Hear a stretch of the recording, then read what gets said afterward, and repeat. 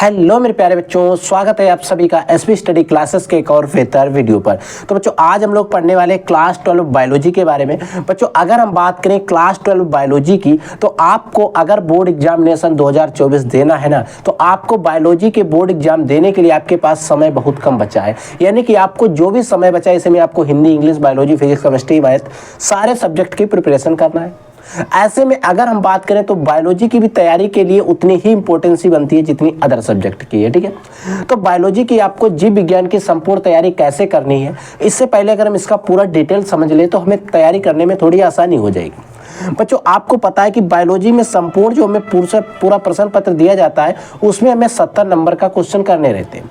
होता क्या है, 30 नंबर का हमारा प्रैक्टिकल होता है, और अगर 70 और 30 को अगर हम जोड़ दें तो हमारा 100 हो जाता है। ठीक है, तो 30 नंबर प्रैक्टिकल के होते हैं और 70 नंबर की थ्योरी हमें करनी होती है बोर्ड एग्जामिनेशन के अंदर। ठीक है, जिसके लिए आपको 3 घंटे 15 मिनट का समय भी दिया जाता है। ठीक है, आप ये चीज़ सारी बेसिक है, आपको पता है। इसमें आपको पता है कि हमारा जो पूरा पेपर आएगा उसमें 4 टाइप्स के क्वेश्चन रहेंगे। या तो फिर वो ऑब्जेक्टिव क्वेश्चन रहेंगे, और हमारे कुछ अति लघुत्तरी क्वेश्चन रहेंगे, कुछ लघुत्तरी क्वेश्चन रहेंगे, और कुछ बच्चों विस्तृत उत्तरी प्रश्न भी रहेंगे। और हमारे कुछ बच्चों आपको पता है डायग्राम, यानी कि जिनको हम कहते हैं चित्र, कुछ चित्र भी रहते हैं। तो आपको क्या करना है, इन चित्र पर हम आपको अलग से बताएंगे कौन कौन से चित्र आपको पढ़ने हैं। अगर हम बात करें कुछ इंपॉर्टेंट क्वेश्चन जो हम बात करें जिनमें, अगर देखिए बहुविकल्पी क्वेश्चन को हम सिर्फ बहुविकल्पी नहीं पढ़ेंगे, हम उसमें आपको बताएंगे कि ए बहुविकल्पी वहां से बन सकते हैं। और मैं आप लोगों के लिए एक अलग से वीडियो लाऊंगा जिसमें मैं ओनली ऑन ऑब्जेक्टिव क्वेश्चन पर डिस्कस करूंगा। ठीक है, तो आपको आज का लेक्चर पूरा देखना है बिल्कुल ध्यान से, और मैं आपको जो भी आज क्वेश्चन पढ़ाऊंगा वो सारे क्वेश्चन ऐसे होने वाले हैं जो प्रीवियस ईयर क्वेश्चन पेपर में आ चुके हैं, या फिर आपके बोर्ड एग्जामिनेशन 2024 के लिए सबसे ज्यादा इंपॉर्टेंट है। तो आइए वीडियो को शुरू करते हैं बिना आपके समय को वेस्ट किए हुए। तो देखिए बच्चों, पहला क्वेश्चन क्या है, इसको ध्यान से समझिए। देखिए पहला क्वेश्चन कहता है लघु बीजाणु जनन पर टिप्पणी करना है। बच्चों आपको लघु बीजाणु जनन पर आपको बताना है कि लघु बीजाणु जनन क्या होता है। अब ये क्या होगा, ये जो क्वेश्चन है आपसे अति लघुत्तरी में पूछेगा। ठीक है, देखिए लघु बीजाणु जनन क्या होता है। लघु बीजाणु के निर्माण की प्रक्रिया को लघु बीजाणु जनन कहलाती है। यानी कि एक ऐसी प्रक्रिया जिसमें लघु बीजाणुओं का निर्माण हो रहा है, और उस प्रक्रिया को ही लघु बीजाणु जनन कहेंगे। ठीक है, लघु बीजाणु जनन मात्र कोशिका 2n होती है, आपको पता है, तथा अर्धसूत्री विभाजन द्वारा लघु बीजाणुओं का निर्माण करती है। यानी कि लघु बीजाणु जो मदर सेल होती है, मातृ कोशिका होती है, वो 2n होती है, और अर्धसूत्री विभाजन के द्वारा लघु बीजाणुओं का निर्माण करती है। समझ में आ गया। और जो लघु बीजाणु बनेंगे वो आपके हैप्लॉइड होंगे, यानी कि n होंगे। ठीक है, अगला बच्चों हमारा क्वेश्चन है कि भ्रूण पोष पर टिप्पणी कीजिए। यानी कि आपको बताना है कि भ्रूण पोष क्या होता है। देखिए बच्चों, द्विध्रुवीय केंद्रक और दूसरा नरयुग्मक। देखिए द्विध्रुवीय केंद्रक होता है और दूसरा नरयुग्मक होता है, या फिर समेकन करके मिलकर या फिर समेकन करके प्राथमिक भ्रूणपोष केंद्रक बनाते हैं। ये त्रिगुणित होता आवृतबीजी पौधों की विशेषता। देखिए बच्चों, आपको पता है कि जो हमारा परागकण होता है विभाजन करके 2 नरयुग्मक बनाता है। एक नरयुग्मक जाकर अंडकोशिका के साथ समेकन करता है, जिससे जायगोट यानी कि युग्मनज का निर्माण होता है। बचा हुआ दूसरा वाला नरयुग्मक वो भ्रूण कोष, जो भ्रूण कोष होता है बच्चों, उसमें उपस्थित द्विध्रुवीय जो केंद्रक होते हैं उनके साथ समेकन करके हमारा एक त्रिगुणित संरचना बनाता है, जिसको हम कहते हैं भ्रूण पोष। समझ में आ गया। ठीक है बच्चों, अगला हमारा क्वेश्चन है परागण पर टिप्पणी करिए। परागण क्या होता है बच्चों। देखिए परागण क्या होता है, परागण एक अलग होता है और एक परागण होता है, परागकण होता है। तो परागकण की बात नहीं कर रहे हैं, परागण की बात कर रहे हैं। परागण एक प्रक्रिया है। देखिए परागण क्या होता है, जब किसी पुष्प के परागकण जो होते हैं, अगर हमारा कोई पुष्प है उसके पुष्प के परागकण जो है वो परागकोश से निकले, परागकोश से निकलकर वर्तिकाग्र पर पहुंच जाए, तब इस क्रिया को हम परागण कहते हैं, या तब हम इसे परागण कहते हैं। देखिए मान लीजिए हमारा कोई एक पुष्प था, उस पुष्प में 2 चीजें होंगी, एक परागकोश होगा और एक परागकोश। देखिए एक नरयुग्मक होता है, देखिए एक मेल वाला एन, एक पुमंग होता है, एक जयंग होता है। ठीक है, पुमंग में हमारा परागकोश होता है जिसमें बहुत सारे परागकण भरे होते हैं। परागकण के जो पुष्प के परागकण जो होंगे परागकोश से निकलेंगे, और वर्तिकाग्र पर जो हमारा फीमेल वाला पार्ट होता है वर्तिकाग्र, उस पर जाकर पहुंच जाते हैं। ठीक है, अब वहां तक पहुंचने में एक क्रिया की गई। अब उस क्रिया जो की गई है उस क्रिया को ही बच्चों परागण कहते हैं। समझ में आ गया बच्चों। अगला हमारा क्वेश्चन है डबल फर्टिलाइजेशन यानी कि दोहरा निषेचन। देखिए दोहरे निषेचन की खोज नवासी ने सन 1898 में लिलियम और फ्रिटलेरिया में की थी। अब बच्चों यहाँ पर दोनों हमारे ऑब्जेक्टिव क्वेश्चन बन सकते हैं कि दोहरे निषेचन की खोज किसने की? नवासी ने की, ठीक है। कब की? 1898 में की। किस पर की? लिलियम और फ्रिटलेरिया पर की। यानी कि यहाँ से आपसे 3 क्वेश्चन बन सकते हैं। आवृत बीजी पौधों में दोहरा निषेचन पाया जाता है। अब एक क्वेश्चन यहाँ पर ये भी बन सकता है कि दोहरा निषेचन किन पौधों में पाया जाता है? तो आवृत बीजी पौधों में दोहरा निषेचन पाया जाता है। जो हमारे अनावृत बीजी पौधे होते हैं उनमें दोहरा निषेचन यानी कि डबल फर्टिलाइजेशन नहीं पाया जाता। समझ में आ गया? इन पौधों में दो नरयुग्मक बनते हैं। जो भ्रूण कोष होता है उसमें उपस्थित अंड कोशिका और द्विध्रुवीय केंद्रक से समेकन करते हैं। यानी कि जो हमारा भ्रूण कोष होता है उसमें उपस्थित अंड कोशिका और द्विध्रुवीय केंद्रक से समेकन करते हैं। अब बच्चों होता क्या है, जब इसमें पहला नरयुग्मक जो हमारा 2 नरयुग्मक बनते हैं, ठीक है। अब इसमें पहला नरयुग्मक अंड कोशिका से समेकन करता है और युग्मनज बनाता है। इस क्रिया को हम सत्य निषेचन कहते हैं। यानी कि जो पहला नरयुग्मक होगा वो अंड कोशिका के साथ समेकन करके युग्मनज बना देगा और इस क्रिया को ही हम सत्य निषेचन कहते हैं, ट्रू फर्टिलाइजेशन कहते हैं। देखिए बचा हुआ दूसरा नरयुग्मक द्विध्रुवीय केंद्रक से समेकन करता है और भ्रूणपोष का निर्माण करता है। इस क्रिया को हम त्रिनिषेचन कहते हैं या त्रिसमेकन भी कहते हैं। समझ में आ गया? तो इस तरीके से आपको भ्रूणपोष का निर्माण हो जाता है, ठीक है। अगला हमारा टॉपिक है बच्चों कि रजोस्त्राव या रजोस्त्राव किसे कहते हैं, या फिर इसी को ही हम रजोदर्शन भी कह सकते हैं, ठीक है। यानी कि रजोस्त्राव या फिर रजोदर्शन हम इसे कह सकते हैं। होता क्या, देखिए किसी मादा के जीवन काल में प्रथम बार होने वाले ऋतुस्राव या ऋतुस्राव जो होता है प्रथम बार, उसको ही रजोदर्शन कहते हैं। ये 12 से 13 वर्ष की आयु में होता है और ये बच्चों आयु जो होती है सब में अलग अलग हो सकती है, लेकिन लिखित हमारी जो आयु है अप्रोक्स इतनी होती है। कभी कभी कम भी हो सकता है, ज़्यादा भी। ये आपके खान पान पर भी निर्भर करता है, चीज़ आपको पता है, ठीक है। अगला है बच्चों रजो निवृत्ति किसे कहते हैं। देखिए रजो निवृत्ति क्या होती है, जिस प्रकार रजो दर्शन जो है किसी फीमेल के प्रथम कार्य ऋतुस्राव को शुरू होने को प्रथम बार में जो ऋतुस्राव शुरू होता है उसे रजो दर्शन कहते हैं। उसी प्रकार जो अंतिम चरण होता है यानी किसी मादा काल के जीवन चक्र में आर्तव चक्र के स्थायी रूप से बंद हो जाने को हम रजो निवृत्ति कहते हैं। ये 45 से 50 वर्ष की आयु में रुक जाता है, चीज आपको याद रखना, ठीक है। अगला क्वेश्चन है बच्चों मोरोला अवस्था क्या है, मोरोला स्टेज क्या होती है। देखिए बच्चों हमारा जो जाइगोट बनता है फर्टिलाइजेशन के फलस्वरूप, उसमें क्या होता है मोरोला युग्मनज के बाद बनी 16 कोष की ठोस अवस्था अंडवाहिनी में स्थित होती है। अब यहाँ पर होता क्या है कि जो मोरोला होती है बच्चों एक क्या होती है 16 कोष की एक ठोस अवस्था होती है, ठीक है, जो अंडवाहिनी में स्थित होती है। यहाँ से आपको ऑब्जेक्टिव क्वेश्चन बन सकता है कि जो मोरोला अवस्था होती है कहाँ पर स्थित होती है, ठीक है। तो आपको पता होना चाहिए अंडवाहिनी में। कितने कोष की होती है? ठोस 16 कोष की होती है। ठोस द्रव यानी कि ठोस होती है या कैसी होती है, तो आपको ये भी याद रखना है, ठोस होती है, ठीक है। मोरूला ठोस गेंद के समान संरचना जो 16 कोष की जाइगोट युग्मनज के विदलन के फलस्वरूप इसका निर्माण होता है। यानी कि बच्चों जो मोरूला है इस ठोस गेंद के समान संरचना है जो 16 कोष की होती है और युग्मनज यानी कि में विदलन के फलस्वरूप इसका निर्माण होता है। युग्मनज में विदलन होता है उसके फलस्वरूप इसका निर्माण होता है, ठीक है। बच्चों अगला हमारा जो टॉपिक है उसमें कह रहा है कि अपरा यानी कि प्लेसेंटा पर टिप्पणी करिए। देखिए अपरा क्या होता है यानी कि प्लेसेंटा क्या होता है। अपरा का विकास कोरियन और गर्भ झिल्ली के द्वारा होता है। देखिए अपरा का जो विकास होता है, प्लेसेंटा का जो विकास होता है वो कोरियन झिल्ली और गर्भ भित्ति जो होती है उनके द्वारा होता है। ये अत्यधिक संवहनी अंग है। कैसा है? अत्यधिक संवहनी अंग है। यहाँ पर आपसे ऑब्जेक्टिव क्वेश्चन बन सकता है कि अपरा का विकास किससे होता है, तो आपको पता होना चाहिए विकास कोरियन तथा गर्भ झिल्ली गर्भ भित्ति जो होती है उनके द्वारा होता है, ठीक है। और इसके निम्नलिखित कार्य होते हैं, इनके कार्य पर ज्यादा आपको फोकस करना है क्योंकि कार्य ज्यादातर बोर्ड एग्जाम्स के अंतर्गत पूछे जाते हैं। अपरा माता के रुधिर से पोषक तत्वों को गर्भ तक पहुंचाता है। देखिए होता क्या है, माता के रुधिर से पोषक जो हमारा एम्ब्रियो अंदर पल रहा होता है उसको माता के गर्भ से यानी कि अपरा जो होता है अपरा के द्वारा ही जो पोषक तत्व होते हैं उसे भ्रूण यानी कि भ्रूण तक पहुंचते हैं, पोषक पदार्थों को पहुंचाता है, ठीक है। CO2 को भ्रूण तक पहुंचाना और O2 को भ्रूण तक पहुंचाना और CO2 को बाहर निकालना, यानी कि उसको ऑक्सीजन को प्रोवाइड कराता है और कार्बन डाइऑक्साइड उसको बाहर निकालता है, ठीक है। उपापचय क्रियाओं के फलस्वरूप बने नाइट्रोजनी अपशिष्ट पदार्थों को बाहर निकालने में भी सहायक होता है। जो हमारा एम्ब्रियो होता है उसमें बने हुए उपापचय जो क्रियाएं होती हैं उनके फलस्वरूप जो नाइट्रोजनी अपशिष्ट पदार्थ बनते हैं उनको भी बाहर निकालने का जो कार्य होता है वो भी अपरा के द्वारा ही होता है, ठीक है। अगला हमारा टॉपिक बच्चों है जनसंख्या विस्फोट क्या है। जनसंख्या के तीव्र गति से बढ़ने को ही जनसंख्या विस्फोट कहते हैं और इस पर आपको एक अच्छा सा निबंध लिखना है एक तरीके से। इसके आपको कारण और निवारण दोनों बताना है, कैसे हम रोक सकते हैं। आप लोग लिख सकते हो क्योंकि इस पर अगर मैं डिटेल करूंगा तो बहुत वीडियो लंबा हो जाएगा, तो नो टेंशन, आप लोग इस पर लिख लीजिए। जनसंख्या क्यों बढ़ रही है ये चीज़ आपको पता है, आप लोग इस पर पूरी PhD कर रखे हैं, हमें पता है, ठीक है।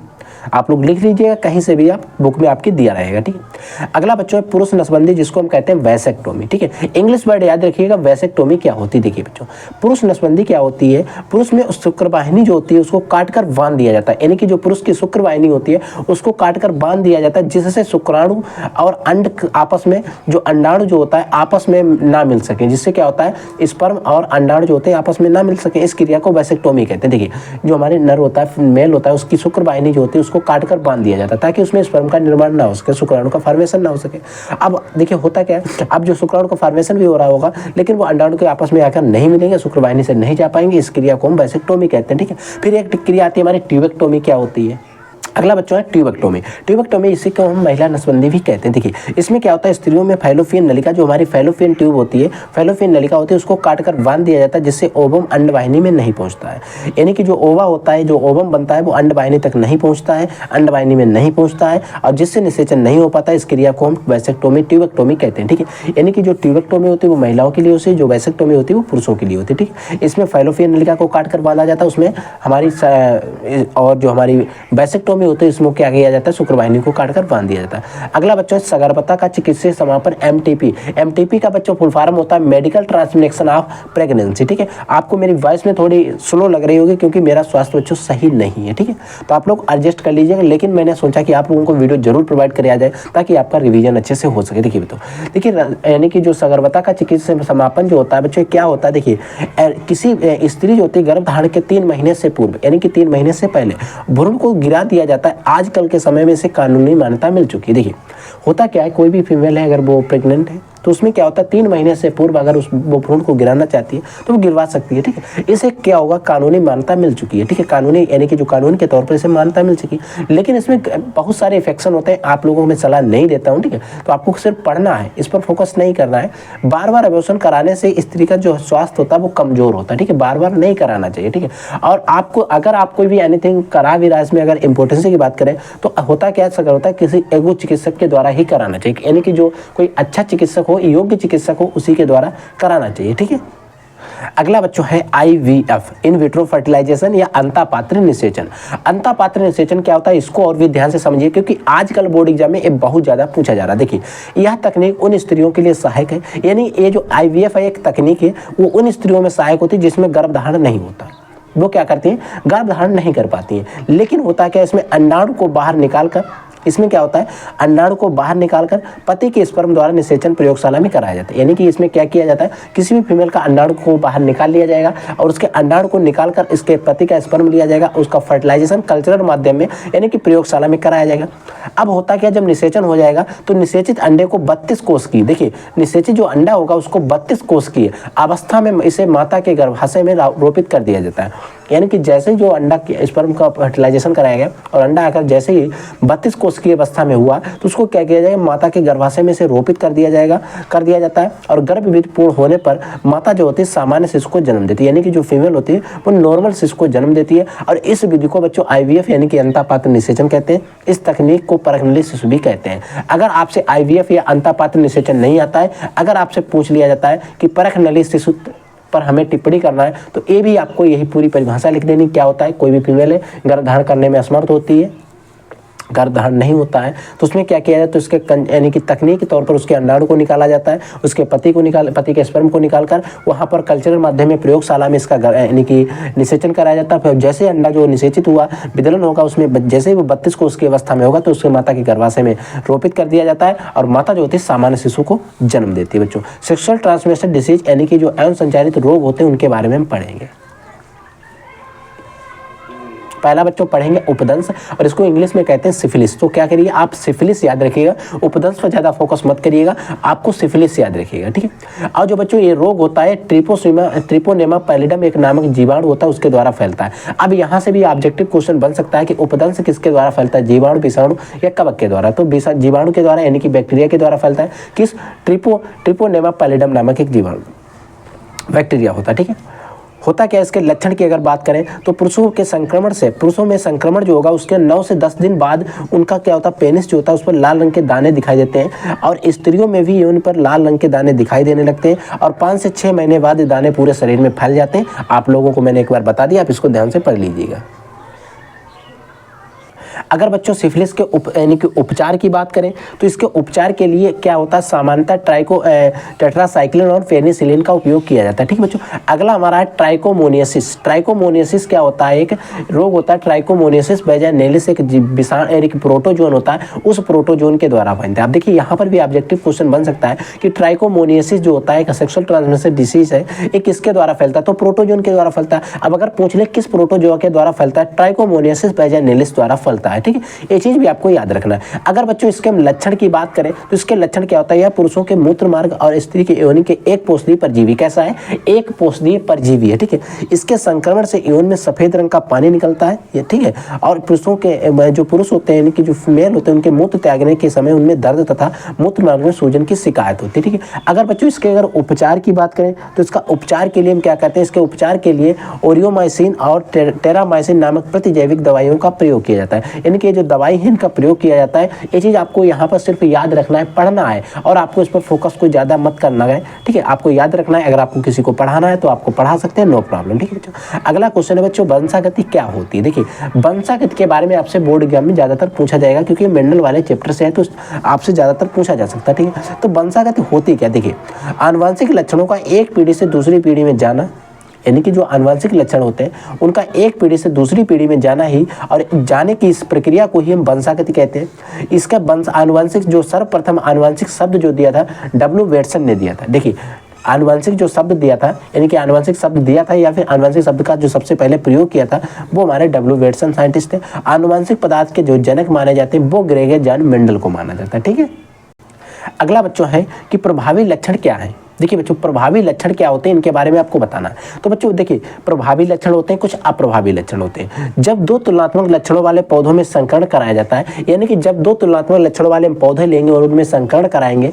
तो पहली पीढ़ी में जो लक्षण अपना प्रभाव दिखा पाते हैं, यानी कि जो पहली पीढ़ी होती है उसमें जो भी लक्षण अपना प्रभाव दिखा पाते हैं उन्हें हम प्रभावी लक्षण कहते हैं। यानी कि क्या किया गया, दो तुलनात्मक लक्षण वाले पौधों को लिया गया, अब उनमें क्या किया गया, संकरण कराया गया। अब संकरण कराने पर देखा गया कि उसमें ऐसा लक्षण जो प्रथम पीढ़ी में अपने प्रभाव को दिखा पा रहा था उसे प्रभावी लक्षण कह दिया गया, और जो नहीं दिखा पा रहा था उसे मैंने अप्रभावी लक्षण कह दिया गया। जैसे अगर बच्चों एग्जांपल के तौर पर मैं आपको बताना चाहूं तो मान लीजिए इधर देखिए, देखिए एक हमारे पास कैपिटल टी है, एक स्मॉल टी है, सॉरी यहाँ पर कैपिटल टी वाला पूरा पौधा है और यहाँ पर बच्चों स्मॉल टी वाला पौधा है। इनके आप युग्मक बनाओगे। ठीक है, मेंडल वाला आप चैप्टर जब पढ़ोगे डीप में तो आपको ये सारी चीजें पता चल जाएंगी। ठीक है, यहाँ पर हमारे युग्मक बनेंगे कैपिटल टी, आप इनमें इस तरीके से इनका संकरण कराओगे ऐसे ऐसे। ठीक है, तो क्या बनेगा, capital T small T, capital T small T, capital T small T, capital T small T.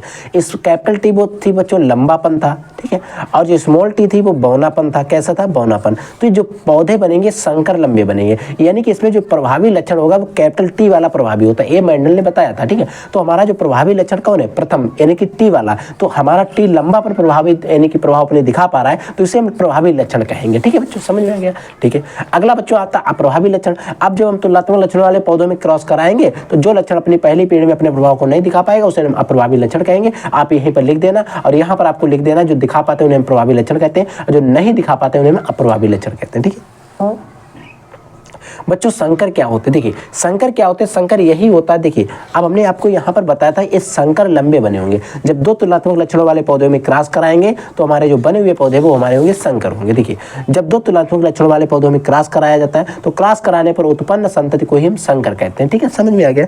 कोई ज्यादा बड़े बड़े क्वेश्चन नहीं है, छोटे अति लघु उत्तरीय में पूछे जाएंगे। हम आपको लॉन्ग क्वेश्चन भी पढ़ाने वाले हैं। ठीक है, जीनोम पर टिप्पणी। जीनोम क्या होता है, अगुणित गुणसूत्रों का एक समुच्चय होता है जिसे हम जीनोम कहते हैं। ठीक है, जीन प्रारूप पर टिप्पणी करें। देखिए बच्चों जीन प्रारूप क्या होता है, किसी भी लक्षण यानी कि किसी लक्षण के जीनी अभिव्यक्ति को जीन प्रारूप कहते हैं। ठीक है, आज देखिए मान लीजिए समान लंबाई वाले पुष्प के, समान लंबाई के जो दो पुष्प हमने लाल पुष्प लिए, यानी कि समान लंबाई के हमने लाल पुष्प लिए, लाल पुष्प वाले पौधों में जीन प्रारूप जो होता है कैपिटल आर होगा, और जबकि विषम युग्मजी जीन होगा वो स्मॉल आर और कैपिटल आर दोनों होंगे। ठीक है, यानी कि जो विषम युग्मजी होगा उसमें स्मॉल और कैपिटल आर दोनों होंगे। तो इसका एक क्या होगा, जीन प्रारूपी संरचना। अगर बच्चों इसके हम जीन प्रारूपी संरचना की बात करें तो इसका हमारा जीन प्रारूपी संरचना क्या है, संकर है, यानी कि कैपिटल टी और स्मॉल टी है। लेकिन अगर इसका लक्षण प्रारूप बात करें तो हमारा लक्षण प्रारूप है कैपिटल टी, यानी कि लंबापन ही हमारा प्रभावी है। ठीक है, समझ में आ गया ना। अगला बच्चों है सहलग्नता क्या होती है। देखिए बच्चों सहलग्नता क्या होती है। सहलग्नता की खोज अगर बात की जाए तो वो की थी टी.एच. मॉर्गन ने, एक साइंटिस्ट है टी.एच. मॉर्गन, इन्होंने की थी। लेकिन कब की थी तो 1910 ईस्वी में की थी। किस पर की थी ये भी पूछ सकता है ना, तो कोई दिक्कत नहीं है। देखिए सहलग्नता की खोज जो की गई लीलियम और फ्रिटलेरिया में की गई थी। ठीक है, ये चीजें आपको याद रखना है। ठीक है, लीलियम और फ्रिटलेरिया पे किए थे। इन्होंने सहलग्नता का गुणसूत्रीय सिद्धांत भी प्रस्तुत किया था। सहलग्नता दो प्रकार की होती है, पूर्ण सहलग्नता, अपूर्ण सहलग्नता, यानी कि कंप्लीट लिंकेज और इनकम्प्लीट लिंकेज। ठीक है, जब गुणसूत्र पर उपस्थित जीन्स, यानी कि जब गुणसूत्र जो होता है उस पर उपस्थित जीन्स जो होते हैं वंशागत के समय एक दूसरे से अलग नहीं हो पाते। देखिए जो गुणसूत्र पर जीन्स पाए जाते हैं जो जिस समय वंशागत होते हैं उस समय वो एक दूसरे से अलग नहीं हो पाते, इसे पूर्ण सहलग्नता कहते हैं। इससे संतति में नए सहयोग नहीं बनते, केवल पैतृक सहयोग ही बनते। ठीक है, इसमें कोई नए लक्षण नहीं दिखाएंगे।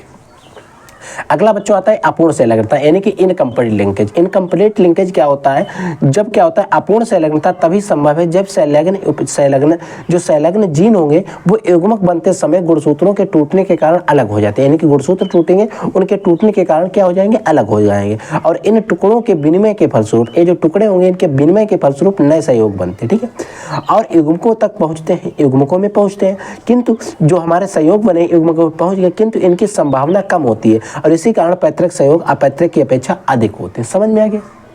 अगला एक हमारा इंपॉर्टेंट टॉपिक है जिसमें हम बात करेंगे मेंडल के नियम। देखिए मेंडल के 3 नियम थे, प्रभाविता का नियम, पृथक्करण का नियम, स्वतंत्र विवरण का नियम। लेकिन प्रभाविता का नियम और पृथक्करण का नियम ज्यादातर बोर्ड एग्जाम में पूछा जाता है, तो इन दोनों को आपको पढ़ा देंगे। अगर स्वतंत्र विवरण का नियम भी अगर पूछा जाएगा तो मैं आपको पढ़ा दूंगा बोर्ड एग्जामिनेशन के पहले। ठीक है, देखिए बच्चों प्रभाविता का नियम, लॉ ऑफ डोमिनेंस, अगर इसकी बात करें तो क्या होगा, जब हमने अभी आपको क्रॉस करके बताया था वो एक तरीके से प्रभाविता का ही नियम था। देखिए क्या लिखा है, जब 2 विपरीत लक्षणों वाले पौधों में संकरण कराया जाता है, यानी कि 2 विपरीत लक्षणों वाले पौधे होंगे उनमें हम जब संकरण कराएंगे तो 2 लक्षण F1 पीढ़ी में अपने प्रभाव को प्रदर्शित कर पाएंगे। यानी F1 पीढ़ी का मतलब होता है जो पहली पीढ़ी में जो भी लक्षण अपने प्रभाव को प्रदर्शित कर पाते हैं उन्हें हम प्रभावी लक्षण कहते हैं। तथा इस नियम को, यानी कि जो प्रभावी लक्षण कहते हैं नियम के अनुसार कहते हैं, और इस नियम को ही हम प्रभाविता का नियम कहते हैं। जैसे बच्चों कैपिटल टी है, स्मॉल टी, इनमें जो हमने बच्चों संकरण कराया तो हमारा बना कैपिटल टी स्मॉल टी। तो इससे क्या हुआ, देखिए इसमें प्रभावी लक्षण कौन था, लंबापन। देखिए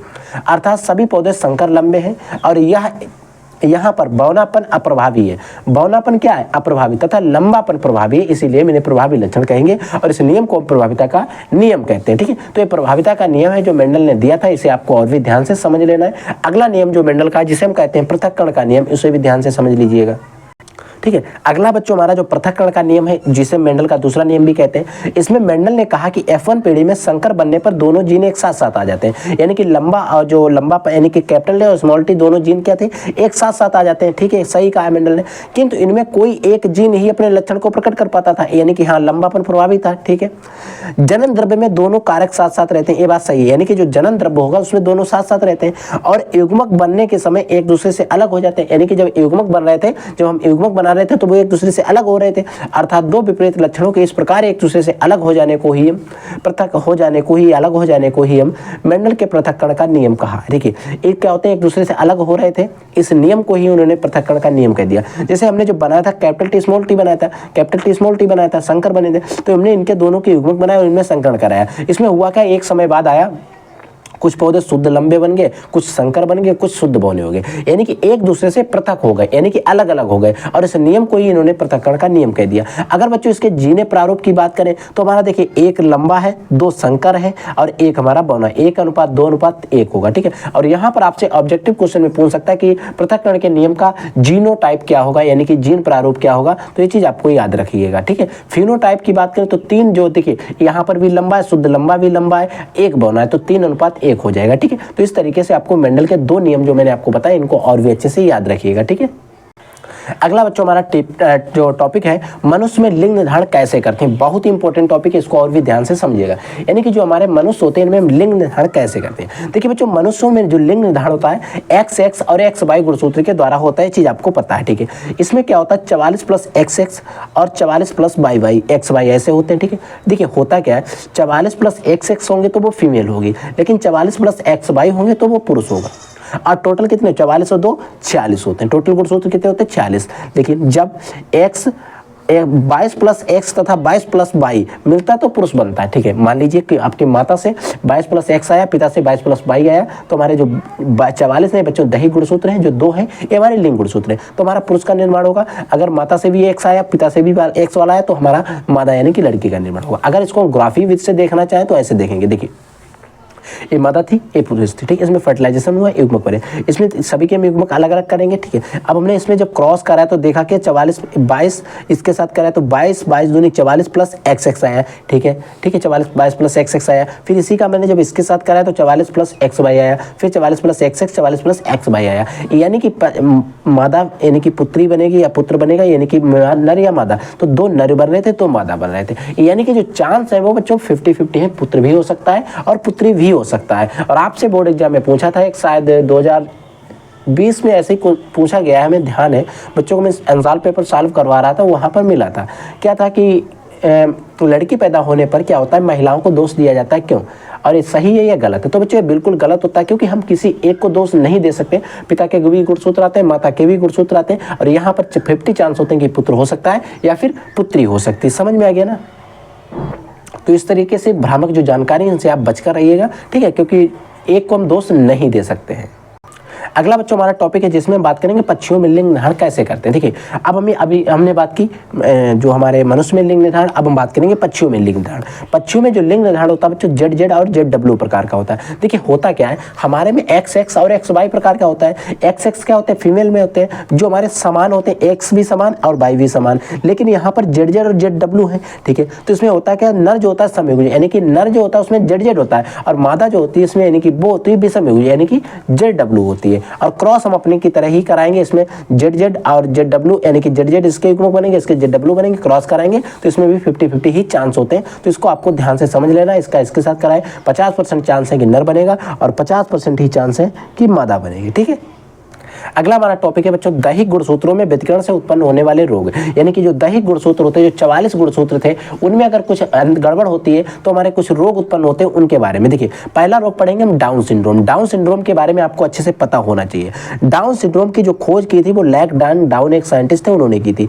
ये सिंड्रोम गुणसूत्रों की 21वीं जोड़ी पर होता है, यानी कि जो गुणसूत्र होते हैं उनकी 21वीं जो जोड़ी होगी वहां पर क्या होता है, ट्राइसोमी के कारण उत्पन्न होता है। ठीक है, डाउन सिंड्रोम क्या होता है, 21वीं जोड़ी पर जो हमारी ट्राइसोमी होती है उसके कारण होता है। ट्राइसोमी का मतलब होता है अगर वहां पर 2 गुणसूत्र थे वहां पर 3 हो जाते हैं। इसमें क्या होता है, गुणसूत्रों की संख्या 47 हो जाती है, नॉर्मली 46 होती है। ट्राइसोमी का मतलब एक हमारा बढ़ जाएगा, यानी कि जहां पर 2 गुणसूत्रों का जोड़ा होता है, 2 गुणसूत्रों का एक जोड़ा बनता है, यानी कि 22वीं जोड़ी पर क्या होते हैं, 22 2 की जगह पर 3 हो जाते हैं, और इसी कारण एक अगर टोटल काउंट करते हैं 46 होते हैं तो एक बढ़ जाएगा, इसमें गुणसूत्रों की संख्या हमारी 47 हो जाती है। बच्चों अगर इसके हम बात करें लक्षण की, तो उसके लक्षण क्या होते हैं, इसमें जिनके डाउन सिंड्रोम होगा उसका सिर गोल होगा, गर्दन मोटी होगी, जीभ मोटी होगी, उंगलियां जो होंगी वो ठूंठेदार होंगी, तथा इनमें जिन भी व्यक्ति में डाउन सिंड्रोम होगा उसमें क्या होगा, सिंड्रोम में जो जननांग होंगे वो सामान्य, लेकिन जो हमारे यानी कि जननांग होंगे वो तो नॉर्मल होंगे। ठीक है, लेकिन जो पुरुष होगा वो नापुंसक होगा। ठीक है, ये चीज आपको याद रखना है। जननांग को तो सही होंगे लेकिन जो पुरुष होगा वो नापुंसक होगा। ठीक है, अगला बच्चों आता है एडवर्ड सिंड्रोम। ठीक है, एडवर्ड सिंड्रोम क्या होता है, इस एडवर्ड सिंड्रोम की अगर खोज की थी वो JH एडवर्ड साइंटिस्ट ने इन्होंने की थी। इन्होंने क्या किया, देखिए जो हमारा डाउन सिंड्रोम होता है वो 21वीं जोड़ी पर होता है, लेकिन ये क्या होता है 18वीं जोड़ी पर होता है। इसमें भी ट्राइसोमी पाई जाती है, लेकिन गुणसूत्रों की संख्या इसमें भी 47 होती है। और यहाँ से हर एक जगह पर ऑब्जेक्टिव बनने के चांस है कि एडवर्ड सिंड्रोम में गुणसूत्रों की संख्या कितनी होती है, 47। ठीक है, और डाउन सिंड्रोम में गुणसूत्रों की संख्या कितनी होती है, 47। ये चीज आपको याद रखना। ठीक, अगर बच्चों इसमें ब्रेन जो होता है अल्प विकसित होता है। और अगला हमारा जो सिंड्रोम है वो पटाउ सिंड्रोम होता है। इस सिंड्रोम की खोज जो हमारे वैज्ञानिक थे के पटाउ उन्होंने की थी। इसमें 13वीं जोड़ी पर ट्राइसोमी के कारण उत्पन्न होता है। इसमें भी गुणसूत्रों की संख्या 47 होती है, यानी कि जो हमारा पटाउ सिंड्रोम है ये भी हमारे गुणसूत्रों की 13वीं जोड़ी पर होता है, और इसमें भी क्या होता है, जो गुणसूत्रों की संख्या 47 होती है। ठीक है, और अगर इसमें लक्षण की हम बात करें तो ऊपरी ओंठ फटा हुआ होता है तथा कम सुनाई देता है, और जो इसमें अंग जो होते हैं विकृतपूर्ण होते हैं। और हमारा एक और सिंड्रोम है जिसको कहते हैं क्राई टू चैट, या इसे बिल्ली की म्याऊ का सिंड्रोम भी कहा जाता है। इस सिंड्रोम की जो खोज की थी बच्चों एक वैज्ञानिक थे जे लेलियन, ठीक है, इन्होंने की थी। जे लेलियन जो थे बच्चों, इसमें इन्होंने क्या देखा, इन्होंने 5वीं जोड़ी पर क्राइडोचैट सिंड्रोम की खोज की थी। किसवीं जोड़ी पर? 5वीं जोड़ी पर। और इसमें गुणसूत्रों की एक भुजा का विलोपन होता है, अर्थात मोनोसोमी पाई जाती है, जिससे इसमें गुणसूत्रों की संख्या 46 ही रहती है, क्योंकि इसमें सिर्फ एक भुजा का विलोपन हुआ है, पूरा गुणसूत्र नहीं गया है। अगर पूरा गुणसूत्र गया होता तो यहाँ पर गुणसूत्रों की संख्या कम हो जाती है। ये नोट मैंने आपको पहले बता दिया, इसे बिल्ली की म्याऊ सिंड्रोम भी कहते हैं, ठीक है। इसमें क्या होता है, नवजात शिशु में बिल्ली की तरह रोता है। इसमें जो नवजात शिशु होता है वो बिल्ली की तरह ही रोता रहता है। समझ में आ गया? अगला बच्चों है कि अगर हमने बात की दैहिक गुणसूत्रों में व्यतिकरण से उत्पन्न होने वाले रोग, इसमें हम बात करेंगे लिंग गुणसूत्रों में व्यतिकरण से उत्पन्न होने वाले, यानी कि जो एक्स और वाई दो लिंग गुणसूत्र हैं, अगर इनमें कुछ गड़बड़ होती तो भी हमारे कुछ सिंड्रोम यानी कुछ बीमारियां उत्पन्न होती हैं। तो इस सिंड्रोम की खोज जो थी हेनरी क्लाइनफिल्टर ने की थी, जिसका नाम है क्लाइनफिल्टर सिंड्रोम, ठीक है। एक क्लाइनफिल्टर जो सिंड्रोम है, इसकी खोज जो की थी हेनरी क्लाइनफिल्टर ने पुरुषों में की थी। किसमें की थी? पुरुषों में की थी। इन्होंने लिंग गुणसूत्रों यानी कि लिंग गुणसूत्र जो होते हैं, इसमें क्या होती है, ट्राइसोमी के कारण उत्पन्न होता है, तथा गुणसूत्रों की संख्या इसमें भी कहती होती है 47 होती है, यानी कि 47 होती है। कैसा होता है? 44 प्लस XY होना चाहिए था पुरुषों में, लेकिन इसमें एक X गुणसूत्र एक्स्ट्रा आ जाता है। इसमें पुरुष और स्त्री जैसे लक्षण प्रकट होते हैं। इसमें क्या होता है, पुरुष जो होगा, पुरुष में खोज की थी, लेकिन इसमें पुरुष जो होता है उसमें कुछ लक्षण स्त्री के भी प्रकट होते हैं। ये चीज आपको याद रखना है, ठीक है।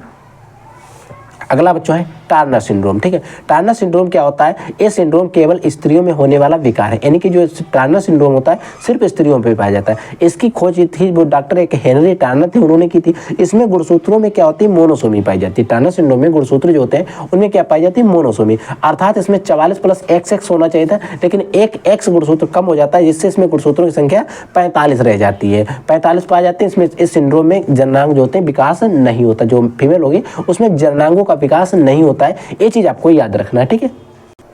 अगला टॉपिक है बच्चों जिसमें हम बात करेंगे बढ़ांधता पर टिप्पणी करना। देखिए, बढ़ांधता हो गया, हीमोफीलिया हो गया, ये दोनों ऐसे टॉपिक हैं जिनसे बोर्ड एग्जाम में क्वेश्चन ज्यादा से ज्यादा पूछे जाते हैं, ठीक है। बढ़ांधता क्या होता है? बढ़ांधता का पता जो था सबसे पहले एक वैज्ञानिक थे हार्नर, उन्होंने लगाया था। इस रोग में क्या होता है, इस रोग से अगर कोई भी व्यक्ति ग्रसित है तो उस ग्रसित व्यक्तियों में वो जो व्यक्ति होगा उसमें लाल हरे की पहचान नहीं हो पाती है, ठीक है। यानी कि जो बढ़ांधता से पीड़ित व्यक्ति है उसमें लाल और हरे रंग में वो पहचान नहीं कर पाता है, इसीलिए इसे लाल हरा अंधापन भी कहा जाता है। यानी कि बढ़ांधता को ही हम लाल हरा अंधापन भी कहते हैं। इसे प्रोटोन दोष भी कहते हैं, या एक एक्स लिंग संलग्न अप्रभावी रोग है, यानी कि एक्स लिंग संलग्न अप्रभावी रोग है। ये चीज आपको याद रखना है। तो इतनी तो होगी इसकी परिभाषा, फिर इसके बारे में कुछ नोट पॉइंट है जो भी आपको याद रखना है। देखिए क्या होता है, अगर वो एक्स गुणसूत्र को बढ़ांधता यानी कि सिकल सेल एनीमिया इसके सी से प्रदर्शित करते हैं, इसमें क्या होता है, XX अगर स्त्री जो एक कोई स्त्री है उसमें एक गुणसूत्र पर X है, ठीक है, क्योंकि एक्स लिंग संलग्न अप्रभावी रोग है, ठीक है। तो X एक गुणसूत्र पर है तो वो स्त्री वाहक होगी, जब दोनों पे होगी तभी वो बढ़ांध स्त्री कही जाएगी।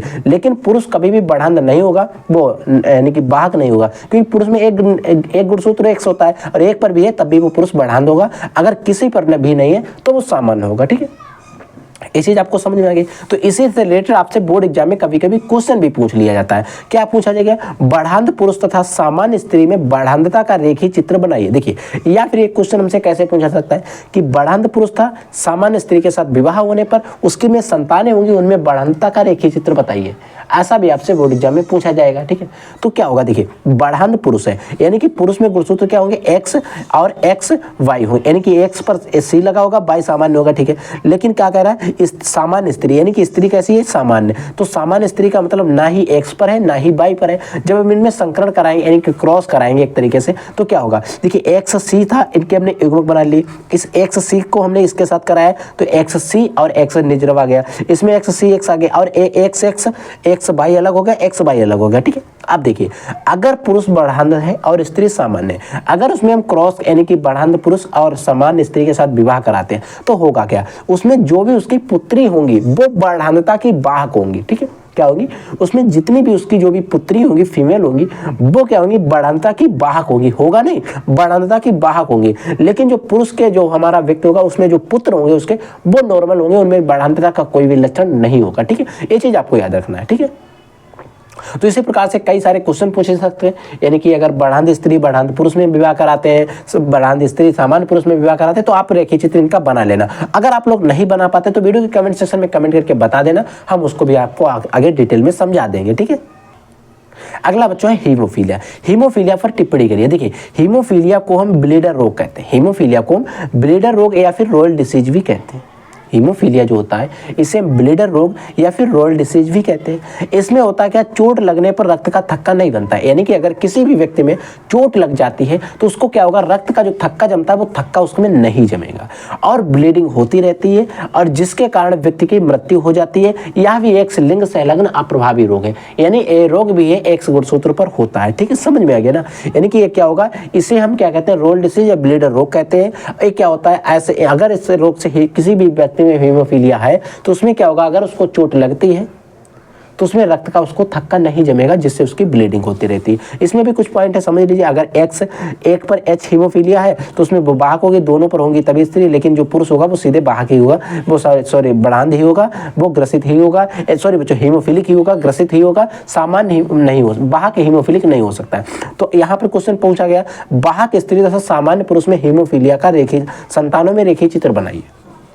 यानी कि जो स्त्री है वो वाहक है और पुरुष है वो सामान्य। तो हमने इसमें वाहक और सामान्य का बनाया, तो देखिए क्या फर्क पड़ेगा। इसमें क्या होगा, इस एक्स एच के साथ हमने कराया इस वाले के साथ, तो ये एक्स पर एक आया तो ये तो वाहक हो गया। ठीक है, अब हमने इसके वाई के साथ कराया तो एक पर एक है। ठीक है, यहाँ पर हमने दोनों नॉर्मल, देखिए होगा क्या, इसमें क्या होगा, एक तो पुत्री होगी, जो हमारी बच्चों पुत्री होगी वो हमारी सामान्य, एक पुत्री जो होगी वो वाहक भी हो सकती है और सामान्य भी हो सकती है। पुत्री में तो चांस दो हैं, वाहक भी हो सकती है और सामान्य भी हो सकती है। लेकिन बच्चों जो भी पुत्र होंगे वो हमारे ग्रसित हुई हो, वो एक सामान्य भी हो सकता है और ग्रसित भी हो सकता है, यानी कि 50-50 चांस होंगे। अगर वाहक स्त्री है और सामान्य पुरुष है, पुरुष में कोई दोष नहीं, तब भी उसका एक पुत्र तो ऐसा होगा जिसमें बढ़ाता, सॉरी बच्चों, हीमोफीलिया देखने को मिलेगी। समझ में आ गया ना। तो इसमें भी कई सारे क्वेश्चन पूछे जा सकते हैं, आप लोग क्वेश्चन बना लीजिएगा। ठीक है, लेकिन आपको चार्ट पूरा याद रखना है, क्योंकि क्वेश्चन अगर आप जब भी बनाओगे तब आपको इसको एक बार जरूर देख लेना है। ठीक है, देखिए बच्चों, अब हमारे कुछ इंपॉर्टेंट क्वेश्चन भी हैं छोटे छोटे। मटर में गुणसूत्र कितने होते हैं, जो मटर में गुणसूत्र होते हैं वो कितने होते हैं। तो मटर में जो गुणसूत्रों की संख्या बच्चों होती है वो 7 होती है, यानी कि 7 जोड़ी होते हैं। लेकिन गुणसूत्र अगर हम बात करें उससे पेड़ में अगर ना हट के सीधे गुणसूत्र की बात करें तो 14 गुणसूत्र पाए जाते हैं, याद रखिएगा। अगला एक टॉपिक आता है, बिंदु उत्परिवर्तन किसे कहते हैं। देखिए इसमें नाइट्रोजनी क्षारकों का विलोपन या फिर निवेशन होता है, उसे बिंदु उत्परिवर्तन कहते हैं, जैसे चिकल सेलेमिया का रोग होता है। ठीक है, यानी कि इसमें क्या होता है, नाइट्रोजनी जो क्षार होते हैं उनका विलोपन हो गया या फिर निवेशन होगा, और इसे बिंदु उत्परिवर्तन कहते हैं। ठीक है, अगला हमारा एक टॉपिक है आनुवंशिक पदार्थ। याद रखिएगा, आनुवंशिक पदार्थ क्या होता है बच्चों, ऐसा रासायनिक पदार्थ जो आनुवंशिक सूचनाओं को, ऐसा एक रासायनिक पदार्थ जो आनुवंशिक सूचनाएं होती हैं उनको, सूचनाओं को एक पीढ़ी से दूसरी पीढ़ी में स्थानांतरित करता है, उसे हम आनुवंशिक पदार्थ कहते हैं। ये डीएनए और आरएनए हो सकता है। ठीक है, आनुवंशिक पदार्थ की खोज किसने की थी, इसके बारे में भी हमसे पूछा जा सकता है। तो आनुवंशिक पदार्थ की खोज के बारे में भी हमें याद रखना होगा, क्योंकि आनुवंशिक पदार्थ डीएनए और आरएनए तो पता है, लेकिन इसकी खोज किसने की थी। जैव रसायनज्ञ फ्रेडरिक मिस्चर ने पस कोशिका, एक जैव रासायनिक एक वैज्ञानिक थे, उन्होंने फ्रेडरिक मिस्चर ने पस कोशिकाओं के केंद्रक से एक रसायन पदार्थ को अलग किया। पस कोशिकाओं से एक रसायन पदार्थ को अलग किया, इन्होंने क्या किया, पस कोशिकाएं जो थी उनसे क्या किया, एक रसायन पदार्थ को अलग किया, और जो रसायन पदार्थ को अलग किया जिसमें क्या था, फास्फोरस था लेकिन सल्फर नहीं था। यानी उसमें क्या था, फास्फोरस था, सल्फर नहीं था। यदि आनुवंशिक पदार्थ प्रोटीन होता, उस समय जिरा चल रही थी कि आनुवंशिक पदार्थ प्रोटीन होता, कोई कह रहा था डीएनए होता, कोई कह रहा था प्रोटीन होता। ठीक है, तो अगर आनुवंशिक पदार्थ प्रोटीन होता तो उसमें सल्फर होना चाहिए, अतः उन्होंने कहा कि आनुवंशिक पदार्थ न्यूक्लिक अम्ल है, ना कि प्रोटीन। फ्रेडरिक मिस्चर ने कहा कि आनुवंशिक पदार्थ तो न्यूक्लिक अम्ल ही है, ना कि प्रोटीन, यानी कि जो प्रोटीन को बता रहे थे उनसे कहा कि आनुवंशिक पदार्थ हमारा न्यूक्लिक अम्ल जो है वो डीएनए ही है। ठीक है, आनुवंशिक पदार्थ जो है हमारा प्रोटीन नहीं है, ना कि वो प्रोटीन नहीं है, हमारा आनुवंशिक पदार्थ जो है बच्चों वो न्यूक्लिक अम्ल ही है। ठीक है, न्यूक्लिक अम्ल जो था न्यूक्लियस यानी कि केंद्रक से प्राप्त होने के कारण न्यूक्लिन नाम दिया गया, इसको नाम क्या दिया गया, न्यूक्लिन नाम दिया। लेकिन अल्टमान एक वैज्ञानिक ने, उन्होंने कहा कि बताया कि इसकी प्रकृति तो बच्चों एसिडिक है, यानी कि अम्लीय है, और इसीलिए इसे नाम दे दिया गया न्यूक्लिक अम्ल। अगला टॉपिक देखिए बच्चों, अगला टॉपिक बच्चों है कि एक जीन एक एंजाइम परिकल्पना। देखिए बच्चों, एक जीन एक एंजाइम परिकल्पना जो थी किसने दी थी, ऐसा आपसे क्वेश्चन पूछा जा सकता है, और किस पर दी थी ऐसा भी पूछा जा सकता है। तो एक जीन एक एंजाइम परिकल्पना दो वैज्ञानिक थे, बिडल और टाटम ने दी थी। किस पे दी, इन्होंने सन 1941 ईस्वी में न्यूरोस्पोरा नामक एक कोशिकी कवक पर अपने प्रयोग द्वारा सिद्ध किया था। इनके अनुसार प्रत्येक जीन एक विशेष प्रकार के एंजाइम प्रोटीन का संश्लेषण करता है, यानी कि एक जीन एक एंजाइम परिकल्पना जो थी बच्चों, बिडल और टाटम एक दो वैज्ञानिक थे, उन्होंने दी दी थी। उन्होंने कहा कि इन्होंने अपनी जो परिकल्पना दी थी, क्या न्यूरोस्पोरा नामक एक कोष के कवक था उस पर दिए थे। इन्होंने कहा कि कोई भी एक प्रत्येक जीन एक विशेष प्रकार की प्रोटीन या फिर एंजाइम का संश्लेषण करता है। ठीक है, अगला एक हमारा टॉपिक आता है बच्चों, डीएनए फिंगरप्रिंटिंग क्या होती है। देखिए डीएनए फिंगरप्रिंटिंग पर बोर्ड एग्जाम में पूछा जाता है।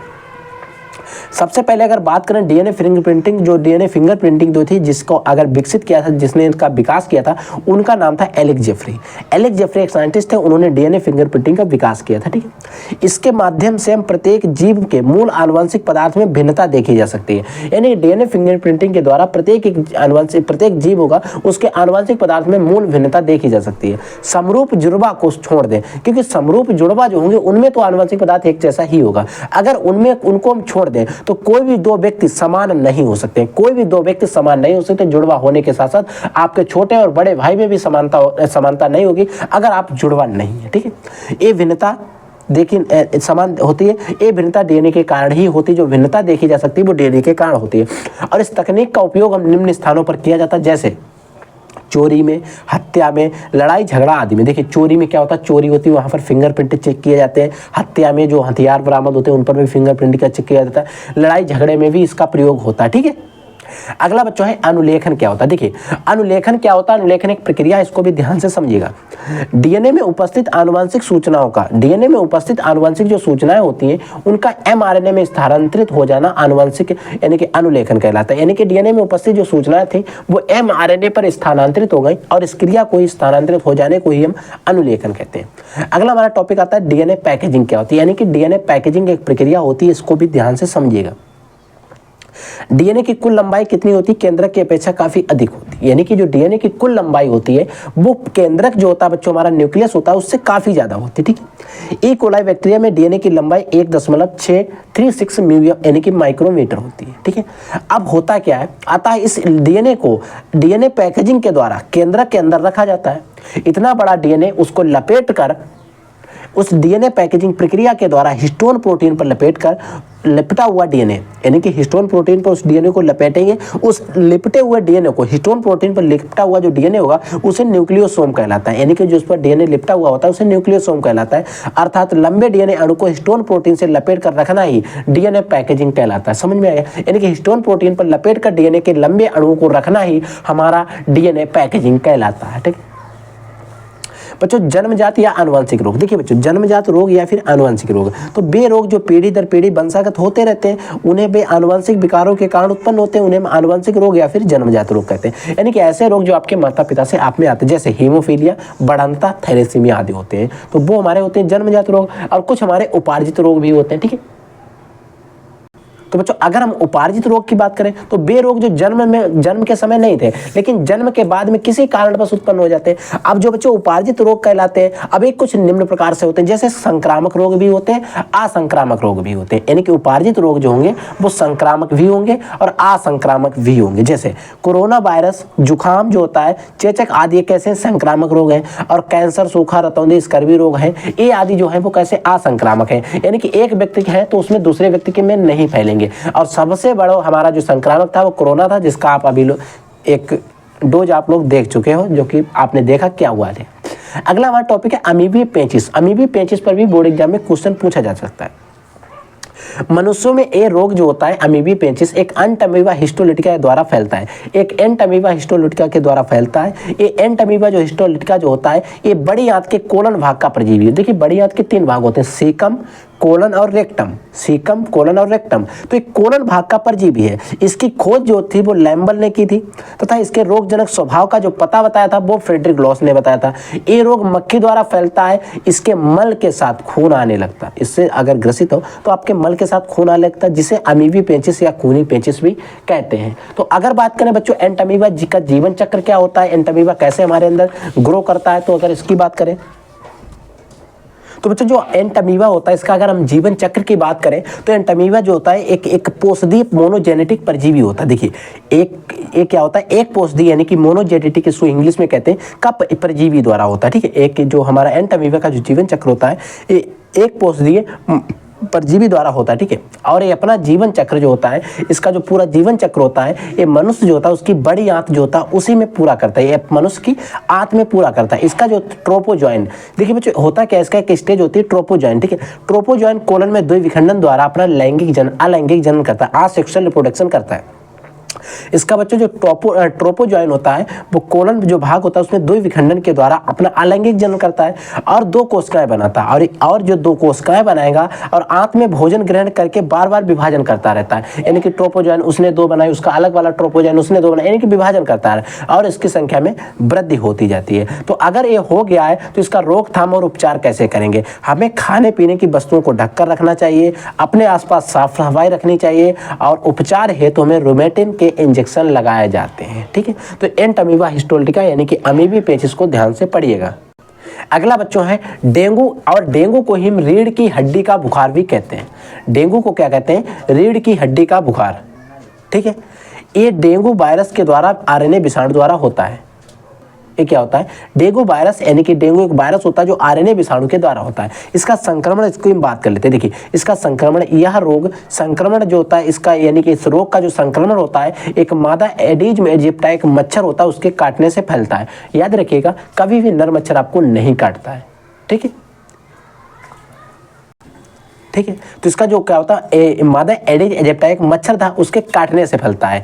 इस वायरस से अगर कोई संक्रमित है, इस वायरस से संक्रमित बच्चों में इस रोग का जो प्रभाव होता है अपेक्षाकृत कम होता है। यानी कि जो डेंगू वायरस है बच्चे इससे जब संक्रमित हो गए तो उनमें इनका प्रभाव जो होता है अपेक्षाकृत कम होता है। उन्हें हल्का बुखार होगा, ठीक है, थकान जुकाम आदि लक्षण हो सकते हैं। लेकिन अगर बड़े व्यक्तियों में इसका प्रभाव जो है वो अधिक होता है और उन्हें तेज बुखार होगा, तीव्र सिर दर्द होगा और पेशियों और संधियों में भी दर्द होगा और कभी कभी रक्तस्राव भी देखने को मिल सकता है, ठीक है। तो यानी कि जो डेंगू होता है वो जो हमारे छोटे बच्चे होते हैं उनमें कम प्रभाव दिखाता है, लेकिन बड़े वालों को तो लेकर पहुंच जाता है सीधा ऊपर, ठीक है। तो उसमें ज़्यादा प्रभाव दिखाता है, उनको सिर दर्द वगैरह वगैरह ज़्यादा दिक्कत होती है। इसके अगर परीक्षण की बात करें तो इसके लिए बच्चों एलिका टेस्ट या PCR होता है। PCR का फुल फॉर्म होता है पॉलीमरेज चेन रिएक्शन का भी उपयोग किया जाता है। अगर बच्चों इसके रोकथाम की बात करें तो मच्छर को नष्ट करें, यानी कि मच्छर से आपको बचाव ही, मच्छर के जो प्रजनन की जगह है उनको नष्ट कर देना चाहिए, यही इसका रोकथाम है। तो इसके रोकथाम पर भी हमें अच्छे से ध्यान देना चाहिए, ठीक है, ठीक है। और अपने आसपास क्या करें? सफाई रखें और गड्ढे, सफाई जो गड्ढे वड्ढे उनको सफाई रखें। और उपचार की अगर हम बात करें डेंगू के लिए तो उपचार के लिए पैरासीटामोल का उपयोग किया जाता है, ये सिर्फ लिखित है, ठीक है। जो पैरासीटामोल होता है उसका प्रयोग किया जाता है, ठीक है, समझ में आया। अगला बच्चा है नशीले पदार्थ। देखिए नशीले पदार्थ क्या होते हैं? ऐसे रासायनिक पदार्थ जो शरीर के किसी भाग या अंग के कार्य में बदलाव पैदा कर दें, उन्हें हम ड्रग्स कहते हैं या फिर नशीले पदार्थ कहते हैं। देखिए आपने अल्कोहल पी, जो अल्कोहल पीता है उसको एकदम वो अपने आप को लम्बतदार समझता है। ये चीज़ आपको, आप लोगों ने देखी होगी, आपको सभी बच्चे देहात के हैं और शहर में भी होता है, ठीक है। तो रासायनिक पदार्थ, ऐसा कोई रासायनिक पदार्थ जो हम जिसको अगर पीते हैं, जिसका सेवन करते हैं, वो हमारे शरीर के सामान्य क्रिया में क्या करे? बदलाव उत्पन्न कर दे, उसे हम अल्कोहल कहते हैं। जैसे तंबाकू हो गया, अल्कोहल होगी, चाय होगा, ठीक है, ड्रग्स होते हैं या फिर नशीले पदार्थ होंगे। ड्रग्स के हानिकारक प्रभाव क्या होते हैं? देखिए इसके प्रभाव बहुत ज्यादा है। इसके अत्यधिक सेवन से श्वसन घात, हृदय घात, ब्रेन हेमरेज हो जाता है। श्वसन घात भी हो सकता है, हृदय घात भी हो सकता है, ब्रेन हेमरेज भी हो सकता है। अल्कोहल के अत्यधिक सेवन से यकृत की कोशिकाएं नष्ट होने लगती हैं और यकृत सोरियासिस रोग हो जाता है, नष्ट हो जाती है क्रिया, और जिसे हम यकृत सोरियासिस रोग कहते हैं। समझ में आया ना।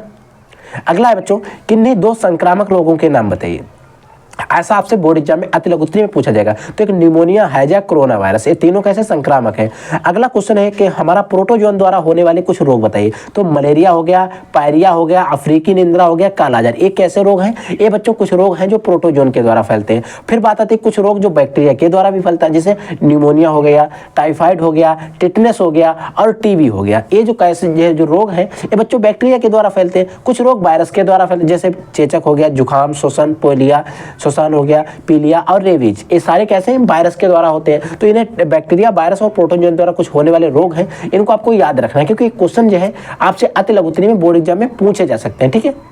अगला टॉपिक है बच्चों बायोगैस या फिर गोबर गैस। देखिए बायोगैस या फिर गोबर गैस के बारे में हमसे बोर्ड एग्जाम में ज़्यादा से ज़्यादा पूछा जाता है। देखिए बायोगैस कई गैसों का मिश्रण होता है। देखिए बायोगैस जो होता है बच्चों, ये क्या होता है, जो बायोगैस होता है कई गैसों का मिश्रण होता है, जिसमें क्या होता है अधिक मात्रा में मेथेन पाई जाती है। यानी कि जो बायोगैस होती है इसमें अगर सबसे ज़्यादा कोई गैस होती है तो वो मेथेन होती है, और इसलिए इन जीवाणुओं को मेथेनोजन कहते हैं। इसमें जो जीवाणु पाए जाते हैं उनको मेथेन गैस की उपस्थिति के कारण ही इनको मेथेनोजन कहते हैं। और ये जीवाणु वातावरण में गाढ़े कीचड़ में मिलते हैं। कैसे मिलते हैं, जो वातावरण जो होता है उसमें गाढ़े कीचड़ में जीवाणु मिलते हैं। कौन, मेथेनोजन। ठीक है, इनका उपयोग बहित मल उपचार में किया जाता है। इनका जो उपयोग किया जाता है वो बहित मल उपचार में किया जाता है।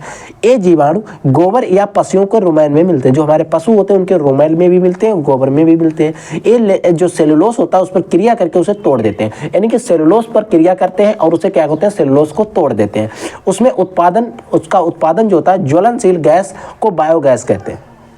यानी कि इसका जो उत्पादन, इसमें उत्पादन जो हो रहा है, इस उत्पादन को ज्वलनशील गैस या फिर बायोगैस कहते हैं। इसमें होता क्या, 50 से 60% मेथेन गैस पाई जाती है। इसमें मेथेन गैस की अगर परसेंटेज वैल्यू की बात करें तो 50 से 60% होती है। ठीक है, तो बायोगैस में किन बैक्टीरिया का उपयोग किया, जिन जीवाणु की हम बात कर रहे थे, जिन बैक्टीरिया की बात कर रहे थे, वो कौन सा बैक्टीरिया होता है, तो बच्चों उसका नाम होता है आर्की बैक्टीरिया। ठीक है, जो एक्चुअल में जो बैक्टीरिया होता है उसे हम आर्की बैक्टीरिया कहते हैं। ठीक है, इसकी खोज के फलस्वरूप एंटीबायोटिक का विकास संभव हुआ। यानी कि किसने खोज कर दी, जिसके फलस्वरूप एंटीबायोटिक का विकास संभव हो गया, तो अलेक्जेंडर फ्लेमिंग, याद रखिएगा। ठीक है, ठीक है। अगला सेप्टिक टैंक का उपयोग क्या है, यानी कि जो सेप्टिक टैंक होते हैं इनका क्या उपयोग होता है। देखिए जिन कस्बों में सीवेज विसर्जन की व्यवस्था नहीं होती, यानी कि जो ऐसे कस्बे होते हैं जहां पर सीवेज विसर्जन की व्यवस्था नहीं होती है, वहां पर क्या होता है, सीवेज के प्राथमिक उपचार के लिए सेप्टिक टैंक बनाते हैं। यानी कि सीवेज का अगर हमें प्राथमिक उपचार कराना है, उस प्राथमिक उपचार के लिए हम क्या करते हैं, सेप्टिक टैंक बनाते हैं। इसमें घरों से निकलने वाले कार्बनिक पदार्थों का निम्नीकरण किया जाता है। यानी कि जो घरों से कार्बनिक पदार्थ निकलते हैं उनका निम्नीकरण किया जाता है। ठीक है, एक कोशिका प्रोटीन या सिंगल सेल प्रोटीन किसे कहते हैं, एक कोशिका प्रोटीन हो गया या फिर सिंगल सेल प्रोटीन जो होता है, इसे हम किसे कहते हैं, इसको आपको बताना है। तो बच्चों होता क्या, सिंगल सेल प्रोटीन या फिर एक कोशिका प्रोटीन क्या होता है, इसको ध्यान से समझिएगा। साइनोबैक्टीरिया तथा जीवाणु को, जो हमारे साइनोबैक्टीरिया हो गए या फिर जीवाणु को हाइड्रोजन अपशिष्ट पर संवर्धित करते हैं। हाइड्रोजन अपशिष्ट पर क्या कहते हैं, संबंधित, जिससे उच्च कोटि की प्रोटीन प्राप्त होती है। जो जिससे होता क्या है, एक उच्च कोटि की प्रोटीन प्राप्त होती है, जिसे सिंगल सेल प्रोटीन कहते हैं। सिंगल सेल प्रोटीन में वसा की मात्रा जो होती है वो नगण्य होती है, यानी कि बहुत कम होती है, नगण्य होती है। ठीक है, याद रखिएगा, सिंगल सेल प्रोटीन में वसा की मात्रा कितनी होती है, नगण्य होती है। अगला टॉपिक है बच्चों जीन थेरेपी या चिकित्सा थेरेपी या फिर चिकित्सा जीन सर्जरी। देखिए जीन थेरेपी, जीन चिकित्सीय या फिर हम जीन सर्जरी किसे कहते हैं, इसके बारे में आपसे बोर्ड एग्जाम में पूछा जाएगा। तो आनुवंशिक रोग की चिकित्सा के लिए, यानी कि आनुवंशिक जो रोग होते हैं उनमें चिकित्सा के लिए रोगी की कोशिकाएं एवं ऊतकों में से उस रोग को सामान्य क्रियाशील, उस रोग जो होगा उस रोग को सामान्य क्रियाशील जीन को प्रविष्ट कराने या फिर त्रुटिपूर्ण जीन को आवश्यकता अनुसार सुधार करने को प्रोटीन, यानी सुधार करने या फिर परिवर्तन करने को जीन थेरेपी कहते हैं। समझिएगा, कोई भी व्यक्ति है उसमें बीमारी, उसमें वो बीमारी किसी जीन के कारण है, तो हम क्या करेंगे, चिकित्सक जो होगा उसके द्वारा हम उस जीन को निकालेंगे या फिर उसमें हमें आवश्यकता होगी कोई जीन को डालेंगे, और इस क्रिया को हम जीन चिकित्सा, जीन सर्जरी या जीन थेरेपी कहते हैं। समझ में आया। अगला बच्चों हमारा टॉपिक है समरूपण किसे कहते हैं। तो बे प्राणी या बेजीव जो अपने आंतरिक पर्यावरण को स्थिर नहीं रख पाते, देखिए बे प्राणी या फिर बेजीव जो अपने आंतरिक पर्यावरण को स्थिर नहीं रख पाते, उन्हें हम समरूपण कहते हैं। ठीक है, अगला बच्चों हमारा टॉपिक है टाइगर प्रोजेक्ट। देखिए टाइगर प्रोजेक्ट पर भी बोर्ड एग्जाम में क्वेश्चन पूछा जाता है। इसको इसमें क्या किया जाता है, इसमें 1973 में बाघों के लिए एक एक्ट तैयार किया गया। इसमें होता गया 1973 में एक बाघों के लिए एक एक्ट तैयार किया गया। ये IUCN की सहायता से शुरू किया गया, क्योंकि इसमें क्या होता है, क्योंकि बाघों की संख्या घटती जा रही थी। आज के समय में बाघों के लिए कुल 53 बाघ आरक्षित क्षेत्र। देखिए टाइगर प्रोजेक्ट के लिए क्या किया गया, हमारे यहाँ पर देखा गया कि बाघों की संख्या डे बाई डे घटती जा रही थी, तो इन्होंने IUCN international code for conservation natural resources संस्था है IUCN जो है, अभी हम IUCN का आपको फुल फॉर्म लिखवा देंगे। ठीक है, इसकी सहायता से क्या किया गया, इसके साथ मिलकर बाघों के लिए संख्या घटती जा रही थी, उसके लिए एक संरक्षण यानी कि एक नियम तैयार किया गया, एक एक्ट तैयार किया गया, उसमें बाघों को यानी कि सुरक्षा दी गई। इसके लिए अभी तक 53 जो है बाघ आरक्षित क्षेत्र तैयार किए जा सकते हैं। उनमें से कुछ अगर हम बात करें तो जैसे कान्हा बाघ आरक्षित क्षेत्र जो होता है MP में है, यानी कि मध्य प्रदेश में है। काजीरंगा बाघ आरक्षित क्षेत्र ये असम में है। ठीक है, इसी प्रकार से हाथी प्रोजेक्ट भी एक होता है, एलिफेंट प्रोजेक्ट। भारत में जंगली हाथों की सुरक्षा के लिए जो जंगली हाथी थे उनकी सुरक्षा के लिए 1992 ईस्वी में हाथी परियोजना प्रारंभ की गई। इस परियोजना के अंतर्गत कुल 30 हाथी आरक्षित क्षेत्र स्थापित करने का प्रावधान है, ठीक है। और अगर हम बात करें कुछ जो इनके एग्जाम्पल्स की बात करें तो जैसे स्याला हाथी आरक्षित क्षेत्र आंध्र प्रदेश में है, मैसूर हाथी आरक्षित क्षेत्र जो हाथी आरक्षित क्षेत्र है जो हमारे कर्नाटका में है, ठीक है। तो ये थे कुछ हाथी टाइगर प्रोजेक्ट और हाथी प्रोजेक्ट पर क्वेश्चन, ठीक है। अगला टॉपिक देखिए बच्चों, एक हमारा टॉपिक आता है नेशनल पार्क या राष्ट्रीय उद्यान क्या होते हैं। तो वह क्षेत्र जो वन्य जीवों के लिए पूर्ण रूप से संरक्षित होता है, एक ऐसा क्षेत्र जो वन्य जीवों के लिए पूर्ण रूप से संरक्षित होता है जहां पर शिकार खेलना, पशु चराना, फसल बोना निषेध यानी कि मना होता है, राष्ट्रीय उद्यान कहलाते हैं, ठीक है। इन क्षेत्रों में जंतुओं या प्राणी जगत तथा पादपों या फिर जो वनस्पत जगत होते हैं दोनों का संरक्षण किया जाता है। राष्ट्रीय उद्यान में क्या किया जाता है, दोनों का, लेकिन सेंचुरी में किसी एक का किया जाता है, प्राणियों का किया जाता है, ठीक है। जैसे बच्चों जिम कॉर्बेट राष्ट्रीय उद्यान हो गया, येलोस्टोन राष्ट्रीय उद्यान हो गया। अब हम बात करते हैं बायोलॉजी के कुछ इंपॉर्टेंट फुल फॉर्म्स होते हैं। जैसे बच्चों IUCN की बात करें तो IUCN का फुल फॉर्म होता है international union for conservation of nature, ठीक है। अगर IUD की फुल फॉर्म बात करें तो इंट्रा यूटेराइन डिवाइड होता है, WWF की world wide fund for nature होता है, RDV का होता है रेड डाटा बुक, RDV का होता है रेड डाटा बुक, IVF का होता है इन विट्रो फर्टिलाइजेशन। तो ये थे कुछ इंपॉर्टेंट हमारे फुल फॉर्म। तो यहाँ तक मैंने आपको बायोलॉजी के वो सारे क्वेश्चन बता दिए जो आपके लिए सबसे ज़्यादा इंपॉर्टेंट थे। इस क्लास को ज़्यादा से ज़्यादा बच्चों के साथ शेयर करिएगा। अगर आपको वीडियो पसंद है तो वीडियो को लाइक जरूर कर दीजिएगा।